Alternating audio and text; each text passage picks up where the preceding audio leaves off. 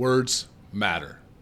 The words that you use every day can have profound and dramatic impacts on the people that you're around, whether you know it or not.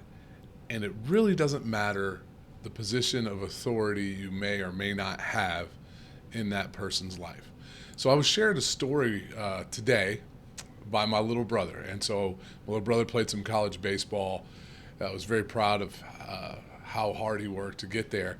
And I was always the loudest guy at the ball diamond. Still am. It's just part of what I do. But I had words that helped change my perception and how I spoke on the diamond years ago when I was in the Army. I played on the post softball team and I was a pretty decent player, and our coach took me to the side and said, "Hey Kevin, instead of talking all that crap to the other team, why don't you use that same energy and efforts to uplift your team and watch where it goes and watch where it takes you?" And because of those words that he spoke to me, I took that to when I attended baseball games for my little brother and his teammates, is to always encourage them. One of the things I always used to say is like, you can, nobody better than you, here we go, right guy, right spot, stuff like that. And what happened was a friend of my brother's who he played baseball with in college sent him a note, said he was at a men's group last night, and they asked were there any piece of encouraging words that somebody shared with you that you still hold dear to this day? And he said, yeah, a guy I played baseball with, his big brother would show up and say, you can, and that resonated with me. Now, the guy probably he might not even know my name. And like I know who the guy was because he's a good ball player. And I remember watching him play, but we didn't have any kind of personal connection. But my words that I didn't even think that much of, I was just trying to get the guys to be in the right mind frame playing ball, has resonated with him for 15 years now. I'll share another story. Just last week, I was having a conversation with a buddy of mine who I do some collaborative coaching with, and I just told him, "Hey, man, I really appreciate the opportunity and the investment that you've made in me, and you've energized me." And he goes, "Hey, man, you're a winner through and through.